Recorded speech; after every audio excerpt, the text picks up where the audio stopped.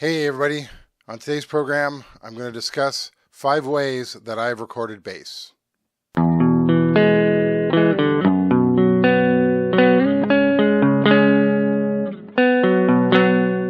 So this one came from a Facebook post that was on the Tascam site, and it's a good question. It's how do you record bass?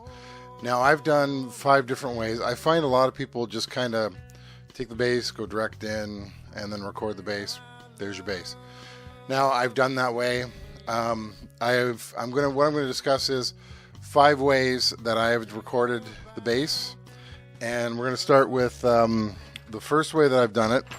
I'm just looking for my device that I've used. Okay, so when I do direct in, we'll talk it that way. We'll start that way. When I do direct in, I use a DI box.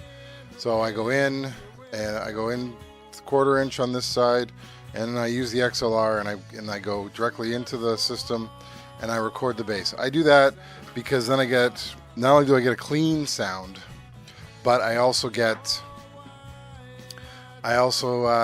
can use that for reamping, as I did in this, because then I had the same bass track each time. So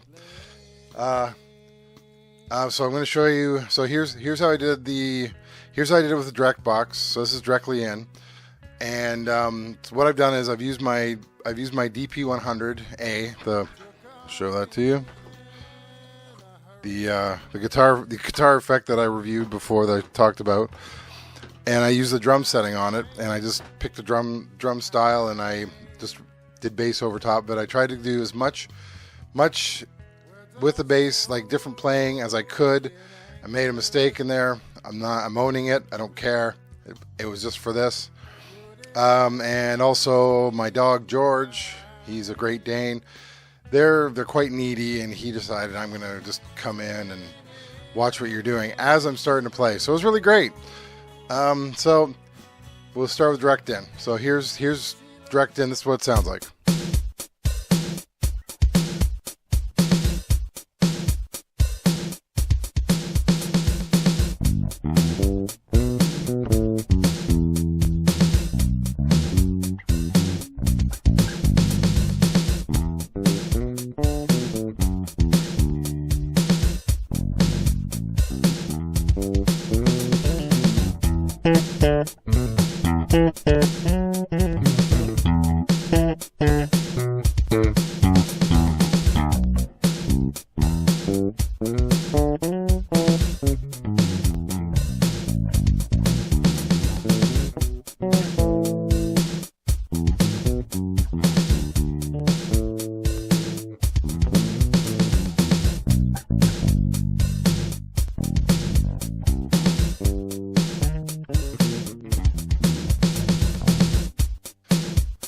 So number 2, I've used the virtual amp inside the DP32 to do like a bass sound. I generally do that if I'm doing more of a punk style, or I want a more dirtier sound for the bass, and that's when I'll use that. That's when I'll use the virtual amp. So here's the virtual amp.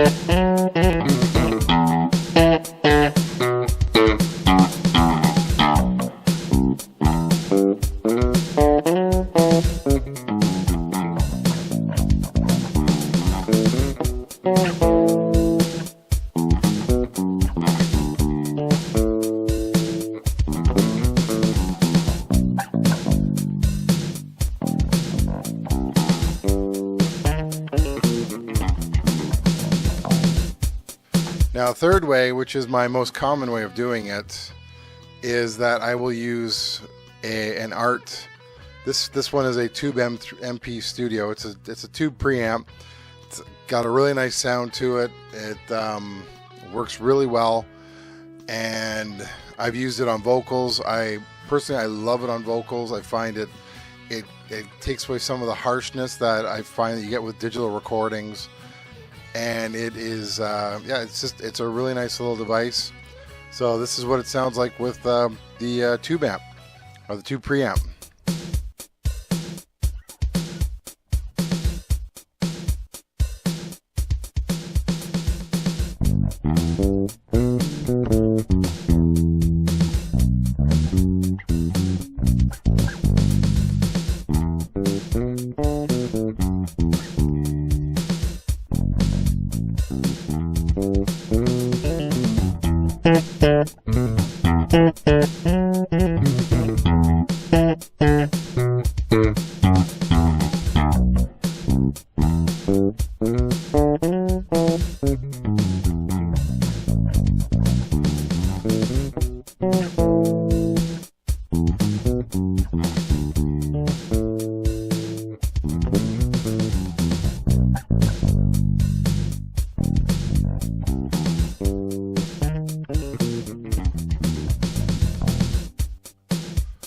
Number 4 is I use my bass amp as a preamp. Now this was one that came up a lot a lot of people do this, and they'll use their bass amp as a preamp. I've tried it. It's nice if I don't want to, like, if I don't want to rumble the house or anything. I'll just throw that in, put a set of headphones into the system, and then I can use the bass preamps or I can use the bass setup for my sound. So let's listen to that one.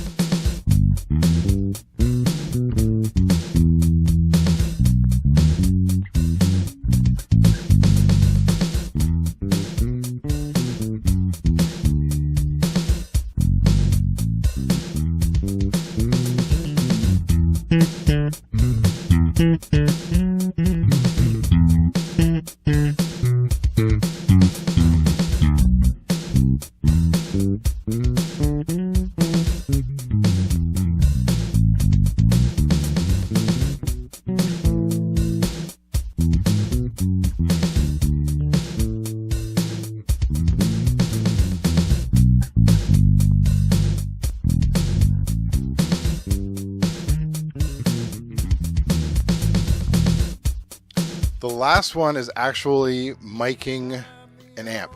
Now I did 2 different amps on this one. I did a practice amp because I have done that technique before with a practice amp, and then I did my 15-inch speaker, my Fender BXR, which is, well, it's probably a mid-90s, early 90s edition of that.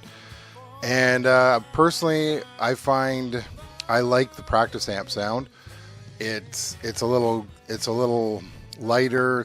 It doesn't, like, I find that the 15-inch speaker is great for playing in a room with drums, but when I'm recording, I don't need all that power to push the amp, like to push the sound through, and it gets really muddy, and if you want a really low end, I think that when I did picture window on the MPF Project, I did have the BXR in the room, and I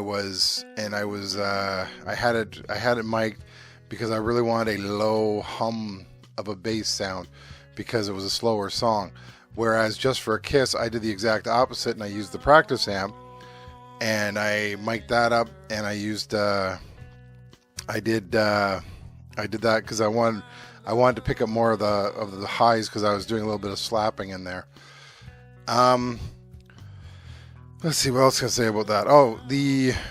So on the practice amp, I'm using my kick drum mic from my Pile Pro collection. It's a Pile mic. It's actually a really nice mic. And on the bigger amp, I'm using the large diaphragm condenser, the NT1, the Rode NT1A. It's a 1A, but it's Rode NT1 as well. So let's give it a listen.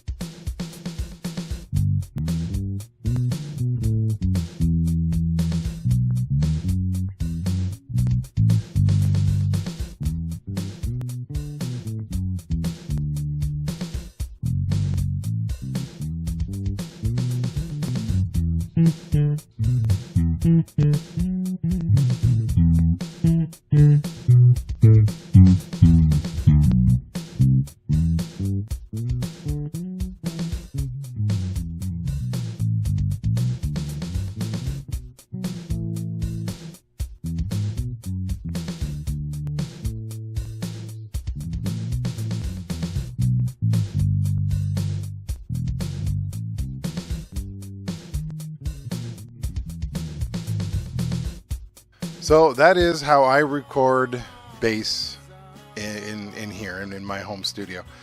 I'm not saying these are the greatest ways to do it. I'm just saying this is how I've done it in the past, and I'm a believer that you should try different things. You don't always have to follow the same path that everybody else is doing. And if you come up with something that's even better, let me know in the comments. If you want me to discuss anything, let me know in the comments. And let's keep this going. And I will see you. I'll see you on Thursday. Talk to you later.